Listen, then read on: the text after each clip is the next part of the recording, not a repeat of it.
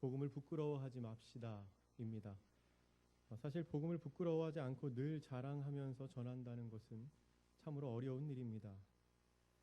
딱 맞지는 않지만 저에게 비슷한 경험이 있어서 먼저 말씀드리려고 합니다. 저는 지금 학교를 다니고 있습니다. 근데 서울에 있는 지하철 2호선 구의역이나 강변역에서 내리면 저희 학교까지 들어가는 마을버스가 있습니다. 제가 그 버스가 있다는 사실은 알고 그 버스를 어디서 타는지는 몰랐을 때의 이야기입니다. 제가 구의역에서 일단 내려서 그 버스를 한번 찾아서 타보기로 했습니다. 근데 잘 찾지를 못해서 그 근처에서 이리저리 헤매고 있었습니다. 근데 어떤 사람이 저를 막 부르는 겁니다. 그러더니 길을 물어보더라고요. 그래서 제가 초행길이라서 저도 잘 길을 모릅니다. 이렇게 대답을 하고 돌아서 가려고 하는데 그 사람이 저를 다시 부르더니 저에게 이렇게 말하는 것이었습니다. 선생님 얼굴에 복이 참 많으십니다. 저는 이런 사람들을 굉장히 많이 만나봤습니다. 곳곳에서. 그래서 저는 제가 정말로 얼굴에 복이 많아서 사람들이 그러는 줄 알았는데 나중에 알고 봤더니 좀 어리버리하고 어리숙하게 생긴 사람한테 그렇게 얘기해가지고 접근한다는 얘기를 또 누가 하시더라고요. 하여튼 뭐 그런 사람들을 만날 때 저는 항상 한 가지 방법으로 대처합니다.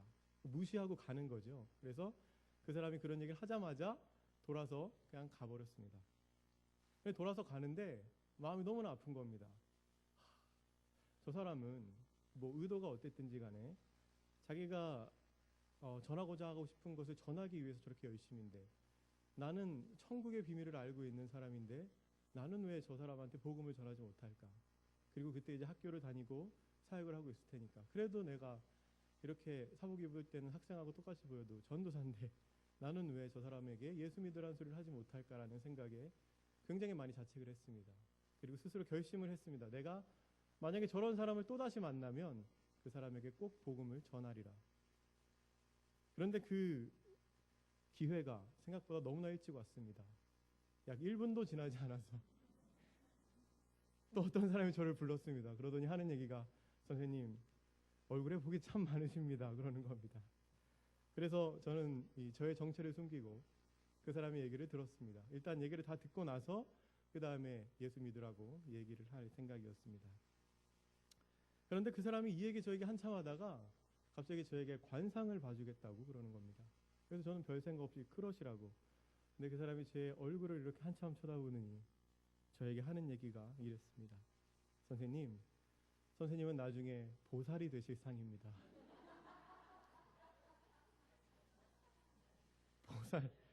보살이라니요. 제가 부처님을 닮았습니까? 목사가 되려고 준비하는 사람인데 보살이 된다 그러니까 이거 너무나 당황스럽더라고요. 그래서 제가 저기서 그때 제 정체를 드러냈습니다. 사실 저는 그 신학교를 다니고 있고 목사가 되려고 준비하는 사람입니다. 그랬더니 그 사람이 얼굴색 하나 안 변하고 이렇게 얘기했습니다. 역시 선생님은 보살 아니면 목사가 되실 상입니다. 정말 어이가 없었지만 저는 그 사람의 얘기를 끝까지 다 들었습니다. 그리고 제가 결심한 대로 그 사람에게 하나님의 복음을 전하고 왔습니다. 본문 말씀을 보겠습니다. 오늘 본문 말씀은 로마서에 있는 말씀입니다. 종교개혁자 마틴 루터는 자신이 쓴 로마서 주석 서문에서 로마서를 이렇게 평가하고 있습니다. 이 서신은 신약 성경의 진정한 핵심이며 가장 순수한 복음이다. 루터 이외에도 고대교회의 아우구스티누스나 종교개혁가 장깔뱅, 요한 웨슬리 같은 사람들이 모두 이 로마서를 기초로 해서 자기의 가르침을 형성하였습니다. 그들은 왜 이 로마서를 기초로 해서 자신들의 신학을 펼쳐나갔을까요? 로마서는 일종의 논설문적인 성격을 띠고 있습니다. 쉽게 말씀드리면 로마서를 가만히 읽다 보면 기독교의 교리를 잘 정리한 하나의 논문 같다는 생각이 듭니다. 로마서의 구조를 간단하게 살펴보도록 하겠습니다. 로마서 1장 1절부터 17절까지는 편지의 서두와 로마서의 주제가 기록되어 있습니다. 그리고 1장 18절에서 4장 25절까지는 복음과 믿음에 의한 하나님의 의에 대해서 사도 바울이 이야기하고 있습니다. 그 뒤부터 5장부터 8장까지는 죄와 율법의 극복과 성령 안에서의 삶에 대해서 이야기하고 있고 9장부터 11장까지는 이스라엘에 대한 하나님의 섭리에 관해서, 그리고 12장부터 15장 중반까지는 그리스도인들의 삶의 지침에 관해서 이야기하고, 15장 14절부터 마지막 절까지는 바울 자신의 사역의 계획과 사람들에 대한 인사로 편지를 마무리하고 있습니다. 좀 복잡하죠? 예, 한마디로 얘기하면 복음에 대해서 순서적으로 단계적으로 철저하게 논증하고 있다라는 얘기입니다. 그렇다면 로마서는 왜 이렇게 복음에 관해서 철저하게 논증하고 있는 것일까요? 그 이유를 우리는 사도 바울이 이 로마서를 쓴 배경에서 찾아볼 수 있습니다. 사도 바울은 서바나, 즉 스페인으로 가서 복음을 전하기를 원합니다. 로마서 15장에 기록되어 있습니다. 왜냐하면 사도 바울이 생각하기에 당시의 스페인은 땅의 끝이었기 때문입니다. 사도 바울은 스페인을 땅 끝이라고 생각했습니다. 그렇다면 왜 사도 바울은 자기가 땅의 끝이라고 생각한 그 스페인까지 가서 선교하기를 원했던 것일까요? 그것은 바로 예수님께서 하늘로 승천하시며 마지막에 하신 명령이 예루살렘과 온 유대와 사마리아와 땅끝까지 이르러 내 증인이 되리라 였기 때문입니다. 그렇기 때문에 사도 바울은 예수님의 명령을 지키려고 자기가 땅끝이라고 생각한 스페인으로 가서 선교하기를 원했습니다. 이미 다른 지역에는 예수님의 이름이 다 전파되었기 때문입니다. 그런데 한 가지 문제가 있었습니다. 뭐냐 하면 사도 바울의 선교를 돕던 에베소 교회나 갈라디아 교회, 그리고 고린도 교회는 스페인으로 향할 거점으로 삼기에 유럽 지방과는 너무 멀리 떨어져 있었던 것입니다. 그래서 사도 바울은 스페인으로 향할 거점으로 로마를 생각합니다. 그런데 여기에도 한 가지 문제가 있었습니다. 에베소 교회나 갈라디아 교회와는 달리 로마에 있는 교회는 사도 바울이 세운 교회가 아니었습니다. 이 사실은 두 가지 문제를 내포하고 있습니다. 첫 번째는 로마에 있는 교인들이 사도 바울을 모를 수도 있다는 것입니다. 그리고 두 번째 더 큰 문제는 아직까지 기독교의 교리가 명확하게 정리되어 있지 않은 상황이었기 때문에 사도 바울과 로마에 있는 교인들이 믿는 바가, 기독교의 교리가 서로 다를 수도 있다는 것입니다. 그래서 사도 바울은 로마에 있는 교회에 편지를 보내면서 자신을 소개하고 자신이 믿고 자신이 아는 하나님에 대해서 소상하게 적어서 보냈던 것입니다. 그렇게 기록되어진 로마서를 당시 로마에 있는 교인들뿐만 아니라 수많은 믿음의 선진들을 보며 복음의 비밀을 깨달았고, 그리고 지금 우리에게까지 전해져 오는 것입니다. 그런데 그렇게 중요한 로마서의 말씀 중에서도 오늘 우리가 읽은 본문은 로마서의 주제에 해당하는 부분입니다. 사도 바울은 로마서에서 많은 이야기를 하고 있지만 이 서신에서 단 하나의 주제를 선택하라고 한다면 그것은 복음입니다. 그리고 이 복음은 신약 성경 전체의 주제이기도 합니다. 사도 바울은 오늘 본문 16절 말씀에서 이렇게 이야기합니다. 내가 복음을 부끄러워하지 아니하노니. 부끄러워하지 아니한다는 말은 바꾸어서 이야기하면 자랑스럽게 생각한다는 것입니다. 사도 바울은 복음을 자랑스럽게 생각하는 사람이었습니다. 그런데 여러분, 용서하고 들어주시기 바랍니다. 객관적으로 보았을 때에 초대교회 당시에는 복음이 그렇게 자랑할 만한 것이 되지 못했습니다.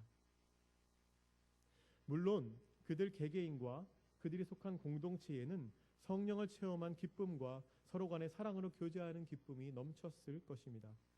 그렇지만 그들이 처한 종교적인 그리고 경제적인 정치적인 상황은 우리가 생각했던 것처럼 그렇게 낭만적이진 않습니다. 여러분들은 사도행전 6장과 7장에 나오는 스데반 집사를 기억하실 것입니다. 스데반 집사는 성령이 충만해서 그 얼굴이 천사의 얼굴과 같았다라고 성경에 기록되어진 사람입니다. 그런데 그가 사람들에게 설교를 하면서 복음을 전파했을 때 그에게 돌아온 것이 무엇이었습니까? 그에게 돌아온 것은 사람들의 돌팔매질이었습니다. 스데반 집사는 사람들에게 설교를 하다가 돌에 맞아 순교한 기독교 최초의 순교자가 되었습니다. 그런데 사실 이것이 그때 당시에 예수를 믿는 사람들이 처한 처지였습니다. 이 편지를 기록한 사도 바울 또한 복음 때문에 얼마나 많은 고통을 당한 사람입니까? 고린도후서 11장에서 사도 바울은 자신이 고생한 것을 나열하는데 유대인에게 40에서 하나 감한매를 5번 맞고 3번 태장으로 맞고 1번 돌로 맞고 3번 파선하고 일주야를 깊은 바다에서 보냈다고 합니다. 또한 여러 번 자지 못하고 줄이며 목마르고 여러 번 굶고 춥고 헐벗었다라고 회상합니다. 사실 사도 바울은 예수님을 믿지 않았다면 편하게 살 수 있던 사람이었습니다. 그런데 예수님을 믿고 복음의 증거자가 되므로 그렇게 고통받고 고생을 했으면서도 복음을 자랑스럽게 생각한다는 것입니다. 그렇다면 사도 바울이 그렇게 자랑스럽게 생각했던 복음은 도대체 무엇입니까?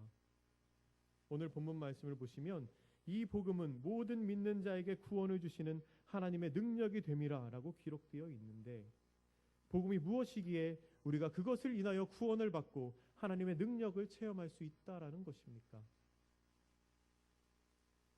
복음을 가리키는 헬라어 낱말 유앙겔리온, 헬라어로 유앙겔리온이라고 하는데요. 이것은 좋은 소식을 뜻합니다. 신약 성경에서는 이 낱말을 십자가에 달리신 예수님께서 다시 사셔서 높아지신 사실 또는 예수님께서 죽으시고 다시 사심으로써 사람들에게 열린 구원의 소식을 표현하는 데에 사용합니다. 쉽게 설명을 드리자면 천지 만물을 창조하시고 그 운행을 주관하시는 하나님께서 아브라함을 믿음의 조상으로 만드시고 요셉을 애굽의 총리로 만드시고 홍해를 가르시면서까지 이스라엘 백성을 애굽 땅에서 구원해신 그 하나님께서 수많은 사사들과 선지자들을 보내셔서 이스라엘 민족에게 끊임없이 말씀하시고 우리가 잘 아는 이스라엘 민족의 위대한 지도자 다윗 왕의 구원자이셨던 그 하나님께서 이 땅에 사람의 몸을 입고 오셔서 우리와 같이 생활하시고 우리의 죄를 친히 십자가에 달려 피 흘리심으로 사하여 주시고 돌아가신 지 3일 만에 다시 살아나시고 하늘에 올라가셨다는 그 소식, 죄에 빠져서 하나님으로부터 멀어지고 죽을 수밖에 없는 우리를 위해서 예수님께서 피 흘려 돌아가심으로 우리가 하나님께로 가까이 갈 수 있고 영원히 살 수 있는 길을 얻었다는 것이 바로 유앙겔리온, 좋은 소식, 그리고 복음인 것입니다. 우리를 위해서 십자가에 달려 돌아가신 예수님을 통해서 우리가 구원받았다는 이 복음을 사도 바울은 모든 믿는 자에게 구원을 주시는 하나님의 능력이라고 이야기했습니다. 그리고 이 하나님의 능력이 되는 복음을 부끄러워하지 않는다라고 사도 바울은 또한 고백한 겁니다. 여러분, 우리도 이와 같이 고백할 수 있어야 합니다. 어떻게 보면 이것은 너무나도 당연한 사실입니다. 나의 죄를 위하여 하나님께서 친히 사람의 몸을 입고 이 땅에 오셨고 십자가의 모진 고통을 당하시며 나의 죄를 사하여 주셨는데 우리는 그 예수님의 사랑에 감사하고 자랑스러워하지는 못할 망정 그 믿는 자에게 구원을 주시는 하나님의 능력이 되신 복음을 부끄러워해서 되겠습니까? 오늘 말씀 17절에 보시면 복음에는 하나님의 의가 나타나서라고 기록되어 있습니다. 우리에게 구원을 주시는 하나님의 복음에는 하나님의 의가 나타난다는 것입니다. 하나님의 의가 복음을 통해 나타난다는 것인데 그렇다면 여러분, 의는 무엇입니까? 우리는 흔히 의롭다라는 말을 많이 쓰는데 하나님의 의, 그것은 무엇을 뜻하는 것일까요? 의라는 말은 다들 잘 아시는 것처럼 한자어입니다. 같은 뜻을 다 가진 우리말 단어에는 옳다가 있습니다. 하나님이 옳음. 이 말도 좀 어렵습니다. 그래서 이 옳다라는 말을 부부 사이의 관계에 비춰서 생각해 보도록 하겠습니다. 여러분, 옳은 부부 사이의 관계, 부부 사이의 옳은 관계는 어떠한 관계입니까? 저는 사실 잘 모르겠습니다. 아직 결혼을 하지 않아서 잘 모르겠지만 그래도 일반적으로 우리가 생각하는 부부 사이의 옳은 관계는 다음과 같을 것입니다. 서로 사랑하고 서로 믿어주고 약속을 지키고 서로 간의 필요를 채워주는 것, 그것이 옳은 부부 사이의 관계라고 생각합니다. 맞습니까? 예. 그런데 그렇게 변하지 않고 사랑하며 서로 믿어주고 약속을 지키는 것을 한마디로 표현하자면 우리말로 신실함이라고 표현할 수 있습니다. 이 단어를 오늘의 말씀에 대입시켜 보면 복음에는 하나님의 신실함이 나타난다는 것입니다. 그러니까 복음에는 하나님의 변함없는 사랑과 우리를 향한 믿음과 약속의 성취가 나타난다는 것입니다. 우리는 조금 전에 복음이 무엇인지에 대해서 들었습니다. 그것을 상기시켜서 이 성경 말씀을 더 풀어서 설명하자면 하나님께서 인간의 몸을 입고 이 땅에 오셔서 십자가를 지시며 내 죄를 사하신 것에는 하나님의 변함없는 사랑과 우리를 향한 약속의 성취가 나타난다는 것입니다. 하나님께서는 우리를 사랑하시되 자신의 외아들을 어리석은 사람들에게 내어주실 정도로 우리를 사랑하셨습니다. 예수님께서는 우리를 사랑하시되 자신의 목숨까지 내어주시며 십자가에 피 흘려 돌아가시기까지 우리를 사랑하셨습니다. 하나님께서는 구약시대부터 수없이 많이 자신의 백성들을 사망에서 구해내셨습니다. 많은 경우에 하나님은 하나님의 사람들을 통해서 일하셨습니다. 그리고 때로는 직접 개입하셔서 그들을 적들의 손에서 구해내신 적도 있습니다. 그렇지만 어리석은 사람들은 위험과 고통에 처하였을 때 하나님께 부르짖고 하나님께서 구원하시면 그 자리에서 감사할 뿐이었습니다. 그들이 수없이 하나님을 배신했고 끊임없이 하나님을 원망했습니다.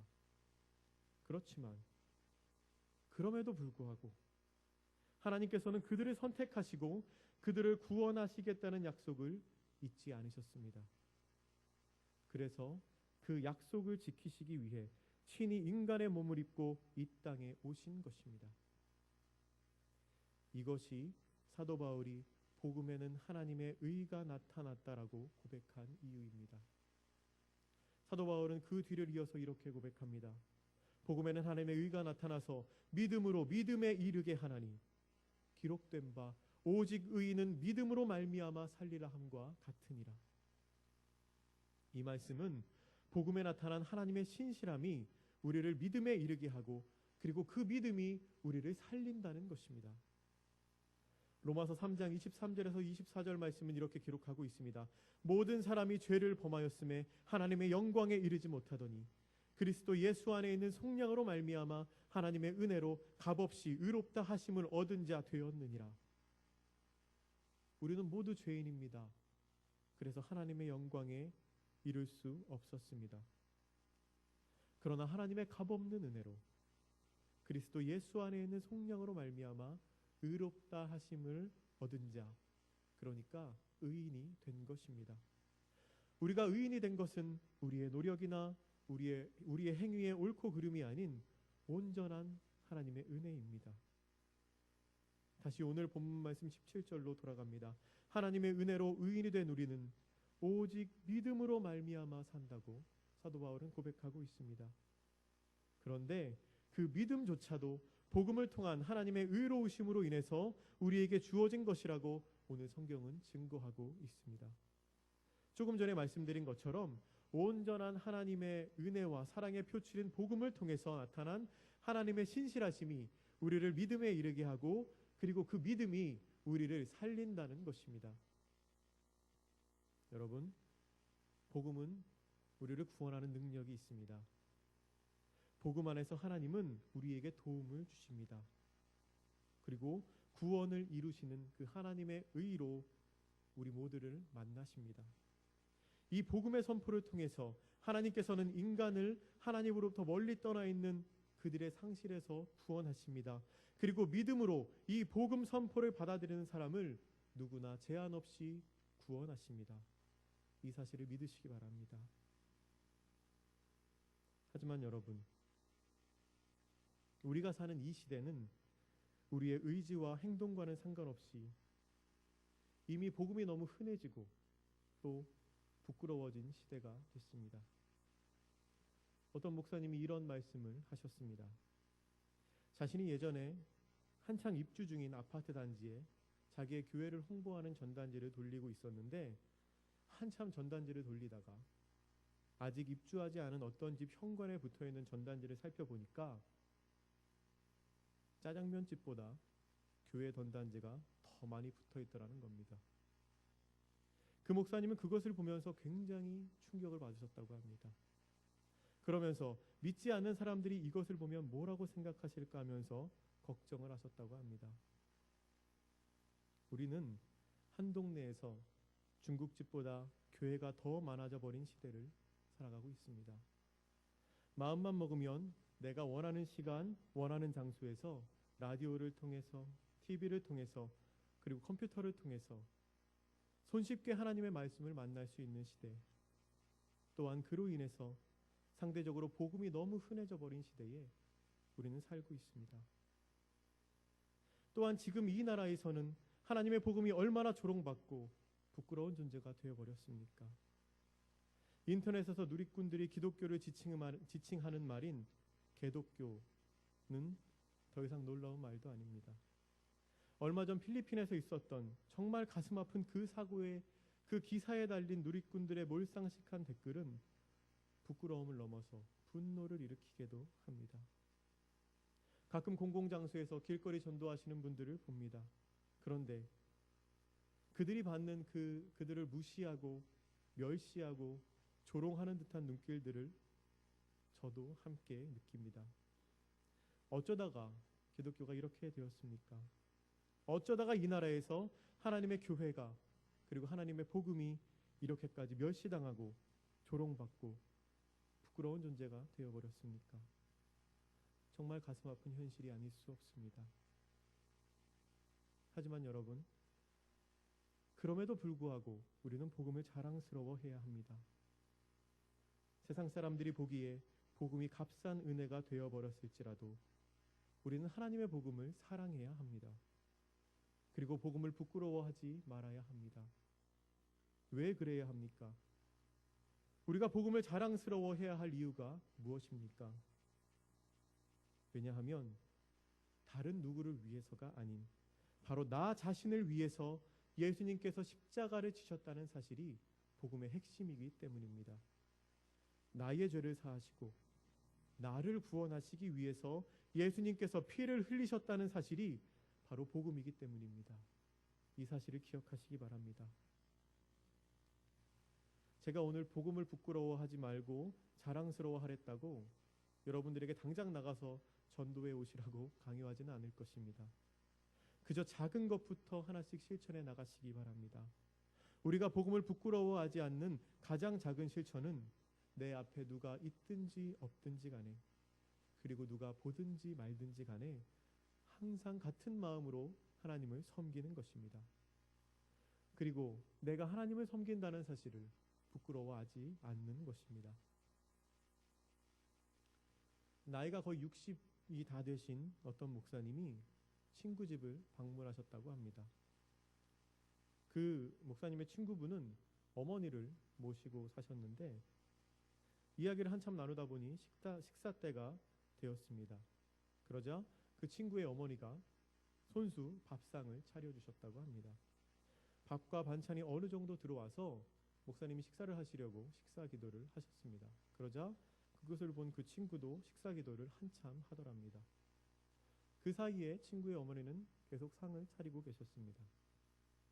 그런데 친구가 식사 기도를 다 하고 눈을 뜨니까 거의 80이 다 되신 노모가 자기 아들에게 이렇게 얘기했답니다. 예, 너는 꼭 누가 오면 밥 먹기 전에 기도하더라. 혹시 이 자리에도 그러신 분이 계십니까? 여러분, 그러지 마시기 바랍니다. 말씀을 정리하겠습니다. 하나님의 말씀이 너무 흔해진 시대, 복음이 값싼 은혜가 되어버린 것처럼 느껴지던 이 시대를 살아가는 우리이지만 우리는 결코 복음을 부끄러워해서는 안 됩니다. 왜냐하면 이 복음은 모든 믿는 자에게 능력을 주시는, 모든 믿는 자에게 구원을 주시는 하나님의 능력이기 때문입니다. 또한 복음에는 하나님의 의가, 하나님의 우리를 향한 신실함이 나타나 있기 때문입니다. 복음은 하나님이 우리에게 주신 선물입니다. 값없이 우리에게 주신 선물입니다. 그렇지만 하나님께서는 그 선물을 사시기 위해서 인간의 몸을 입고 이 땅에 오셨고 십자가를 지셨고 보혈의 피를 흘리셨습니다. 이 사실을 기억하시며 우리를 구원하신 하나님의 복음을 자랑스러워하고 그 복음을 허락하신 하나님의 뜻대로 살기를 다짐하는 우리 모두가 되기를 간절히 기원합니다. 함께 기도하시겠습니다. 사랑의 하나님, 우리를 위해 십자가를 지시고 피를 흘리신 예수님의 고통을 기억합니다. 그리고 그 피값으로 우리를 살리신 하나님의 복음을 기억합니다. 하나님께서는 그렇게 귀한 값을 주고 우리를 살리셨는데 우리는 그 복음을 부끄러워한 적은 없었는지 반성합니다. 사도 바울의 고백처럼 우리가 복음을 부끄러워하지 않는 자가 되게 하시고 하나님을 더욱 기쁘시게 하는 주님의 자녀가 되게 하여 주시옵소서. 예수님의 이름으로 기도드립니다. 아멘.